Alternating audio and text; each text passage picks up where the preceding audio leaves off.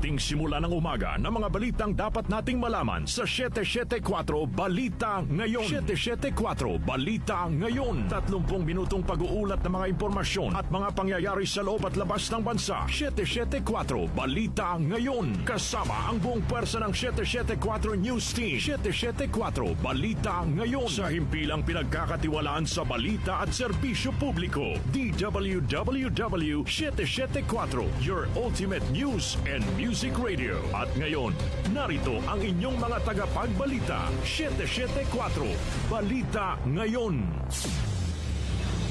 774 Balita Ngayon. Magandang umaga, Luzon, Visayas at Mindanao. Ngayon po ay araw ng Lunes, October 27, 2025. Narito na ang 774 Balita Ngayon. 774 Balita Ngayon. At sa ating pong mga headlines, taas presyo sa mga produktong petrolyo nakaambang ngayong linggo. 3 minor eruptions na itala sa Bulkang Taal. Presyo ng mga construction materials sa mga proyekto ng gobyerno ipinag-utos ni Pangulong Ferdinand Marcos Jr. na ibaba ng hanggang 50%. Full implementation ng Sagip-Saka Act iniutos si Pangulong Ferdinand Marcos Jr. Pangulong Ferdinand Marcos Jr. nakipagpulong sa ilang world leaders sa sidelines ng ASEAN Summit. 7 sa bawat 10 Pilipino tutol sa pakikialam ng AFP sa anumang usaping may kaugnayan sa politika. Sa atin namang Metro News, mahigit 10 million pesos na halaga ng hinihinalang liquid cocaine nasabat sa NAIA mula sa isang Brazilian national. Sa atin namang Science and Technology News, interes ng mga mag-aaral sa science nais na muling buhayin ng DOST. Sa ating lifestyle news, painting ni Pablo Picasso natagpuan na matapos mawala habang ibinabiyahe. Sa atin namang music trivia, ngayong petsa nanguna sa US Singles Chart ang awitin na ito ng grupong Gladys Knight and the Pips. Ano ang kantang ito? Alamin. Balitang kakaiba, isang espesyal na musika na gagawang mas pasarapin ang pagkain ng tsokolate. Ang ating po oras, 6:37 ng umaga. Ako po ang inyong tagapagbalita, Darlene Olanyo. Narito naman ang detalye ng mga balita. 774 Balita Ngayon. Magpapatupad ng taas presyo sa mga produktong petrolyo ang mga kumpanya ng langis ngayong linggo.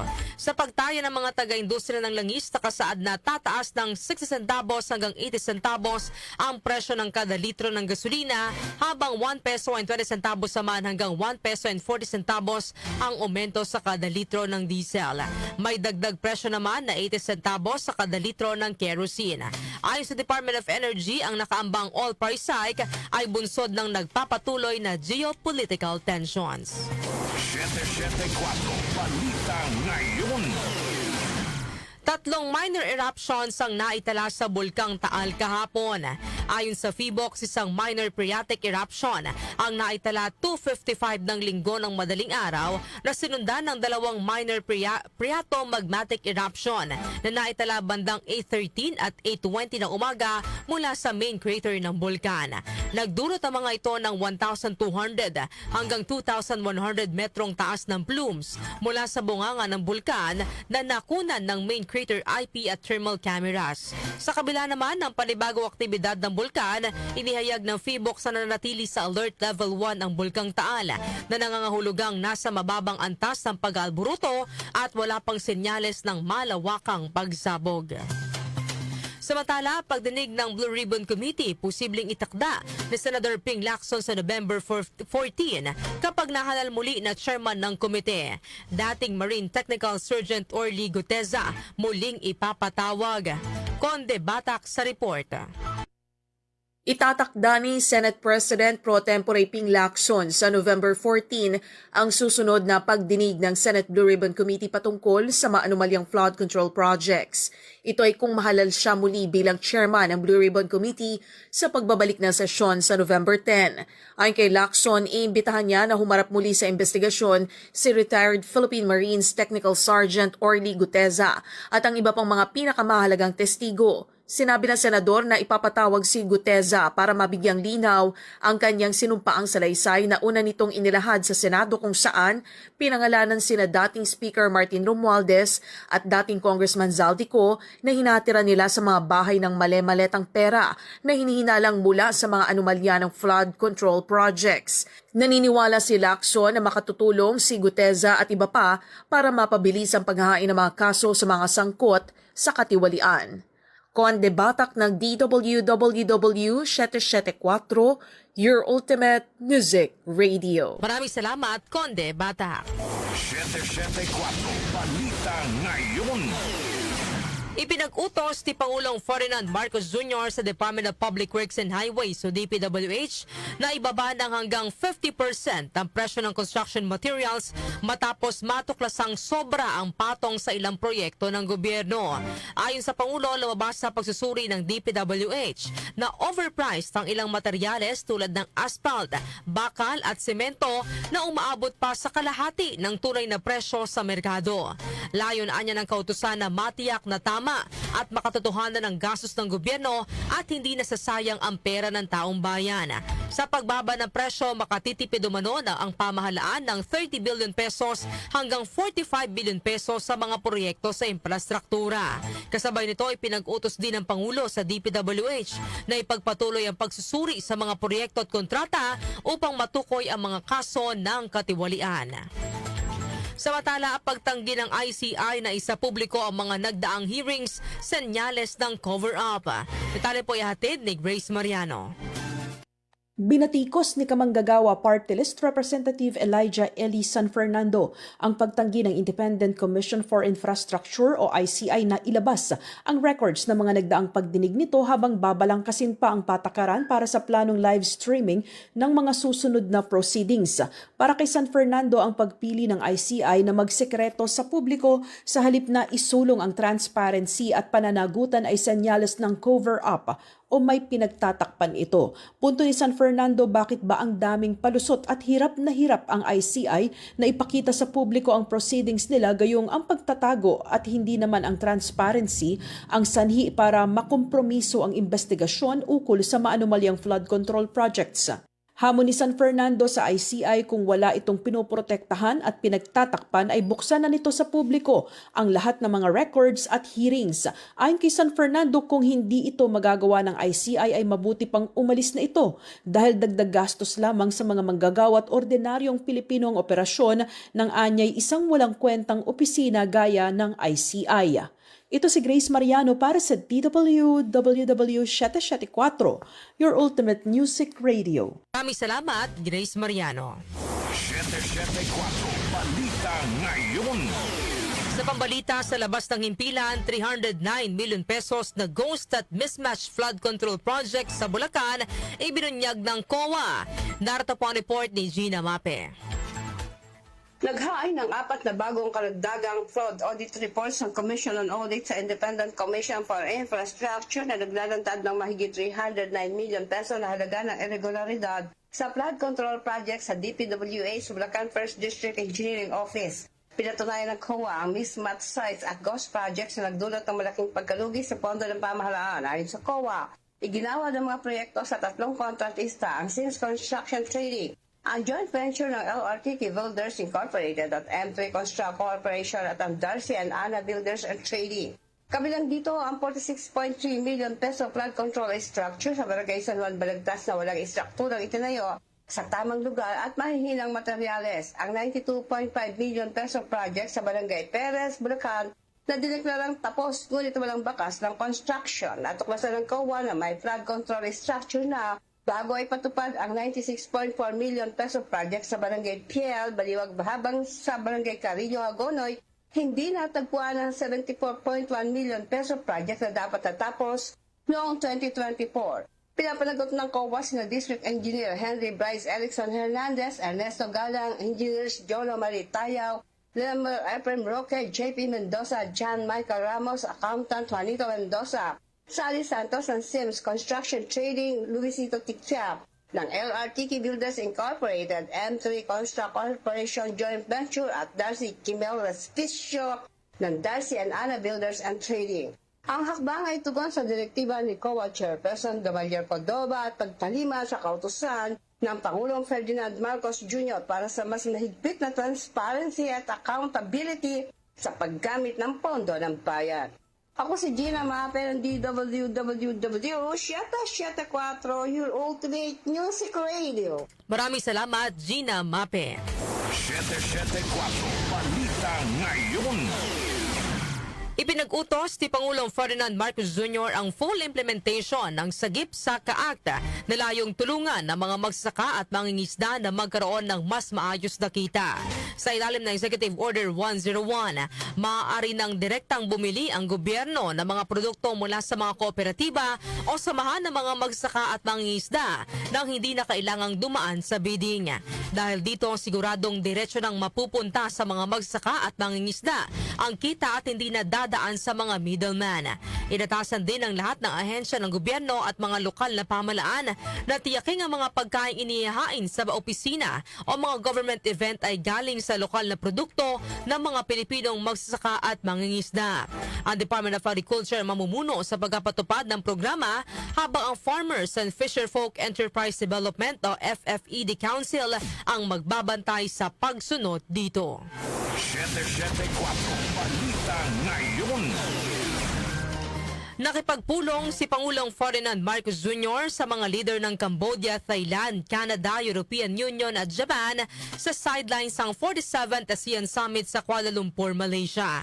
Sa pulong ng Cambodian Prime Minister Hun Manet, tiniyak ni Pangulong Marcos ang suporta ng Pilipinas sa mapayapang pag-aayos ng sigalot sa pagitan ng Thailand at Cambodia. Sa pulong naman ng Pangulo kay Thailand Prime Minister Anutin Charnvirakul, nagpaabot na pakikiramay si Pangulong Marcos sa pagpanaw ni Queen Sirikit. Nagkasundo rin ang dalawang leader na palakasin ang turismo, negosyo at agrikultura ng Pilipinas sa Thailand at magbubukas ng trabaho at kabuhayan para sa mga Pilipino. Nakipagkita rin si Pangulong Marcos kay Canadian Prime Minister Mark Joseph Carney kung saan parehong kinilala ng dalawang leader ang matibay na samahan ng mga Pilipino at Canadian, lalo't maraming Pinoy ang nagtatrabaho at naninirahan sa Canada. Samantala, pag sa publiko ng SALN, posibleng maging banta sa seguridad ni Pangulong Ferdinand Marcos Jr. at ng mga gabinete ayon sa Malacanang. Chanel Salazar sa detalye. Ilalabas lamang ni Pangulong Ferdinand Marcos Jr. ang kanyang Statement of Assets, Liabilities and Net Worth o SALN kung lehitimo ang paggagamitan nito at hindi gagamitin sa politikal na paninira. Sa pulong balitaan dito sa Kuala Lumpur, Malaysia, iginiit ni Palace Press Officer at TCO Undersecretary Claire Castro na malinaw namang bukas ang Pangulo sa transparency, ngunit dapat manatiling protektado ang integridad at seguridad ng mga opisyal ng gobyerno. Ayon kay Castro, susunod ang Pangulo at ang kanyang gabinete sa mga panuntunang itinakda ng Ombudsman sa paglalabas ng SALN. Handa naman pong ibigay at ipakita ang kanyang SALN sa proper authority at meron naman po na tayong rules or procedure na inilahad ang Ombudsman at sinabi din naman po dito na lahat ng request for SALN ay pagbibigyan pero may mga certain guidelines po na ibinigay ang Ombudsman. So, ang ehekutibo po ay tutugon dito. Dagdag pa ni Castro, nagkasundo rin ang mga miyembro ng gabinete sa kanilang pulong nitong Sabado na tanging mga lehitimong kahilingan lamang ang kanilang pagbibigyan. Sila na may tutugon base dun po sa procedure ng Ombudsman at yun na rin po ang sinabi ng ni ES Bersamin na hindi pwedeng magamit ito indiscriminately to, let's say, political attacks or whatever na paaaring maka-discredit sa mga public officials. Nauna nang sinabi ni Executive Secretary Lucas Bersamin na hindi dapat maging open season ng SALN dahil naglalaman ito ng sensitibong impormasyon tulad ng tirahan at personal na detalye na maaaring magbanta sa kaligtasan ng mga opisyal. Dahil dito iginiit ng palasyo na ang pag-access sa SALN ay dapat kontrolado at naaayon sa batas. Mula sa Kuala Lumpur, Malaysia, ako si Chanel Salazar ng DWWW 774, your ultimate music radio. Maraming salamat, Chanel Salazar. 774 Balita Ngayon. 7 sa bawat 10 Pilipino ang hindi sang-ayon sa pakikialam ng Armed Forces of the Philippines o AFP sa anumang usaping may kaugnayan sa politika. Sa tugon ng masa survey ng Octa Research, lumabas na 70% ng mga Pilipino ang tutol sa pakikisawsaw ng AFP sa politika, habang 5% lamang ang pabor dito. 2% naman ang mga respondent ang undecided sa usapin. Karamihan sa mga respondent na ayaw na nakikialam ang AFP sa usapin ng politika ay mula sa Mindanao na 79%, sinundan naman ito ng National Capital Region o NCR na may 78%. Samantala, AFP kinokondena ang maling interpretasyon sa naging pahayag ni General Romeo Browner Jr. sa deployment ng Typhoon missile sa bansa. Angel Garcia sa report. Mariing pinabulaan ng Armed Forces of the Philippines ang anumang maling interpretasyon sa pahayag ni AFP Chief of Staff General Romeo Browner Jr. kaugnay ng pansamantalang pagdedeploy ng Typhoon missile system ng Estados Unidos sa bansa.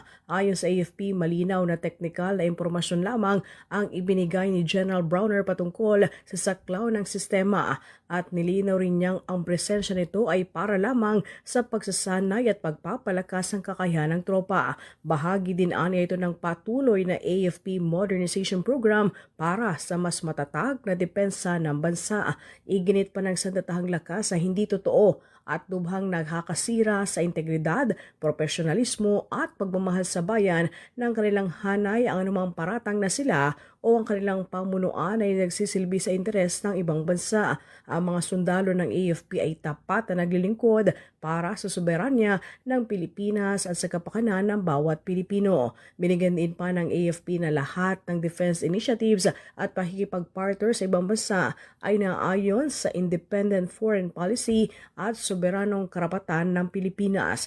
Nananawagan pa ang AFP sa mga opisyal ng pamahalaan at mga opinion leaders na maging maingat at responsable sa kanilang mga pahayag upang maiwasan ang papapagkalat ng maling impormasyon o pagdududa laban sa organisasyon. Angel Garcia ng DWWW 774, your ultimate music radio. Maraming salamat, Angel Garcia. 774 Balita Ngayon. Ang ating po oras, 6:51 na umaga. Ako pa rin po ang inyong tagapagbalita, Darlene Olanyo. 774 Balita Ngayon. Metro News. Metro News. Sa ating Metro News, naaresto sa NAIA ang isang babaeng Brazilian national makaraang makuhanan ng halos 1,900 grams ng iniinalang liquid cocaine na nagkakahalaga ng mahigit 10 million pesos. Tinukoy ng mga otoridad ang dayuhan bilang si Eliza, 32 years old, isang negosyante mula sa Capitania, Maranhão, Brazil. Naharang ang suspect sa Customs International Arrival Area kung saan nakumpiska sa kanya ang isang itim na bra na naglalaman ng 10 transparent latex na puno ng dilaw na likido na pinaghihinala ang liquid cocaine. Nakumpiska rin sa dayuhan ng kanyang Brazilian passport, boarding documents, foreign currencies, assorted bank cards, cellphone at iba pang personal na gamit. Foreign exchange rates. Foreign exchange rates. Narito naman ang update sa ating foreign exchange rates. Ang palitan ng piso kontra dolyar ay nasa 58 pesos and 61 centavos, 68 pesos and 8 centavos naman ang palitan ng piso kontra euro, habang ang British pound ay nasa 78 pesos and 13 centavos. Ang palitan naman ng piso kontra Saudi Riyal ay nasa 15 pesos and 63 centavos, habang ang Japanese yen ay nasa 38 centavos. Lotto results. Lotto results. Update naman po tayo sa resulta ng Lotto. Ihatid po sa atin ni Jonah Bakiran. Jonah? Narito na ang mga lumabas na winning combination sa Ultra Lotto 658 na binola kagabi October 26, 46, 49, 8, 43, 10 at 40. Kung saan walang nanalo ng 49,500,000 pesos na premyo. Ang bola naman sa Super Lotto 649 ay ang 22, 18, 42, 21, 31 at 38. Kung saan walang maswerteng nanalo ng 135,324,834 pesos and 80 centavos na jackpot prize. Ako po si Jonah Bakiran na nagsasabing huwag lang umasa sa bola, tumaya sa buhay para maka-jackpot ka ng tagumpay. Maraming salamat, Jonah Bakiran. Science and Technology. Science and Technology. Interes ng mga mag-aaral sa science nais na muling buhayin ng DOST. Detalye po ay hatid ni Rosemary Miranda. Nakikipag-ugnayan ang Department of Science and Technology o DOST sa Department of Education o DepEd at Commission on Higher Education o CHED upang buhayin ang interes ng mga Pilipinong estudyante sa mga larangang siyentipiko. Sinabi ni DOST Secretary Renato Solidum Jr. na isa sa mga issue sa sistema ng edukasyon sa bansa ay ang pagtutok sa memorization o pagsasaulo ng mga proseso sa halip na unawain ito. Dahil dito, karamihan anya sa mga mag-aaral ang hindi kayang panatilihin ang kanilang interes sa mga paksang may kaugnayan sa agham dahil sa kakulangan ng mga pagkakataon na tuklasin ang kanilang mga kuryosidad. Bilang tugon dito, nakikipagtulungan na ngayon ang DOST sa DepEd, CHED at pribadong sektor para magtatag ng karagdagang mga laboratorio at magbigay ng mga pasilidad na higit na magsasama ng science sa mga silid-aralan. Target din ngayon ng DOST na ipakilala ang mga mas advanced na teknolohiya tulad ng artificial intelligence system sa mga silid-aralan. Manatiling may kaalaman sa agham na teknolohiya sa gitna ng pagiging moderno ng ating mundo. Ako si Rosemary Miranda ng DWWW Shate 4. Ultimate Music Radio. Maraming salamat, Rosemary Miranda. Lifestyle News. Lifestyle News. Painting ni Pablo Picasso natagpuan na matapos itong mawala habang ibinabiyahe. Detalye po ay hatid ni Mika Fajardo. Naibalik na ang isang 1919 Pablo Picasso painting na nawala noong unang linggo ng Oktubre habang inililipat sa isang temporary exhibition sa Granada, Spain. Ayon sa Spanish police, ang still life with guitar painting ay maaaring hindi talaga naisama sa transport truck bago umalis ang kargamento sa Madrid. Gayunman, nagpapatuloy pa rin ang investigasyon ng Historical Heritage Brigade ng Spain kaugnay ng insidente. Sa mga larawang ipinost naman sa social media, makikitang sinusuri ng mga forensic expert ang painting habang nakasuot ng full sterile bodysuit at mask. Nauna nang inihiyag ng Caja Granada Foundation na may hawak ng exhibition na nakita sa kanilang security camera footage na 57 artworks lamang ay binaba mula sa sasakyan ng dumating ito sa halip na 58 na kanilang inaasahang makuha. Ako po si Mika Fajardo ng DWWW Shate 4, your ultimate music radio. Maraming salamat, Mika Fajardo. Music Trivia. Music Trivia. Sa atin namang music trivia, ngayong petsa, nanguna sa US singles chart ang awitin na ito ng grupong Gladys Knight and the Pips. Ano ang kantang ito? Alamin po natin sa music trivia ni Kenny Gacosta. Blessed Monday morning, narito na ang hatid ko sa inyong music trivia.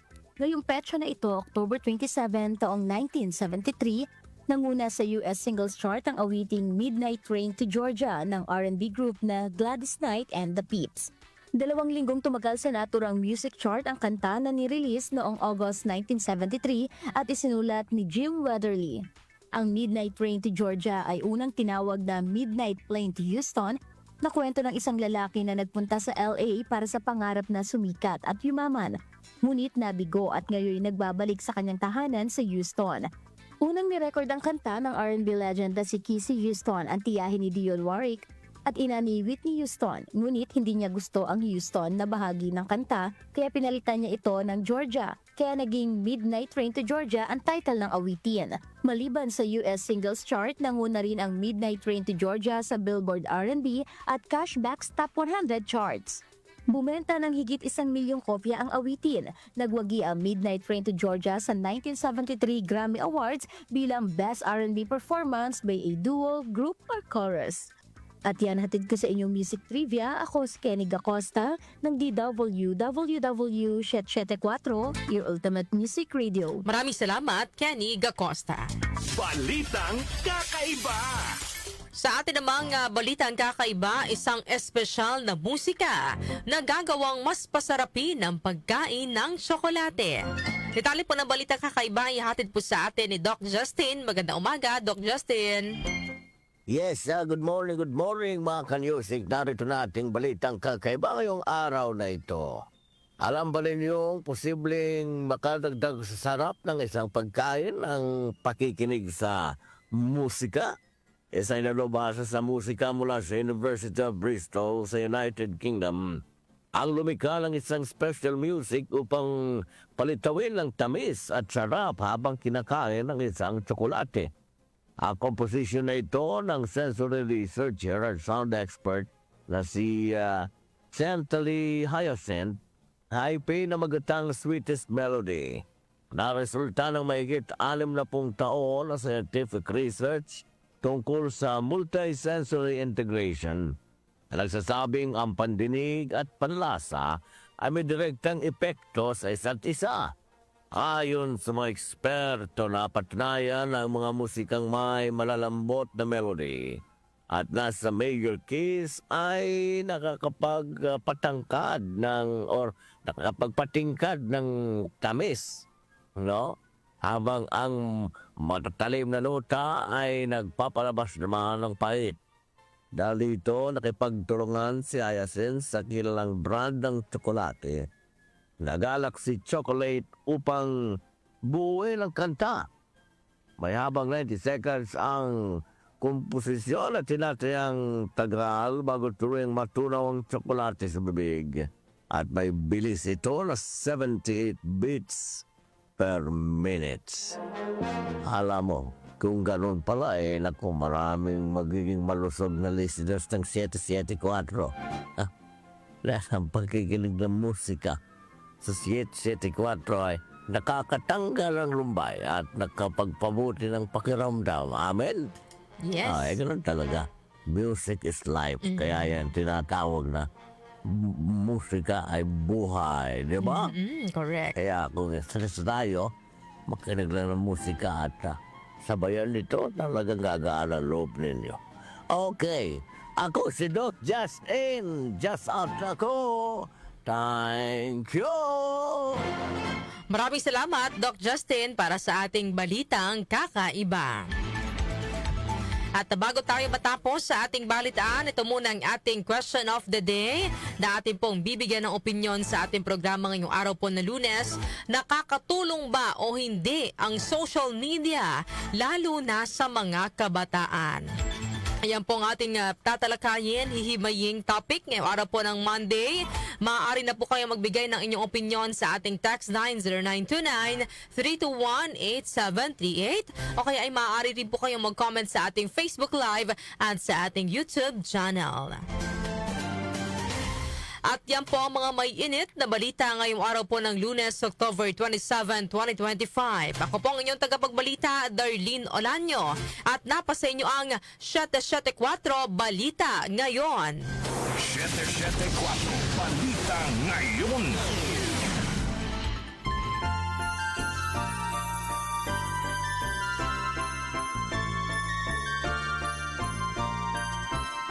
Mayroon na lamang po tayong 59 days bago ang araw ng Pasko.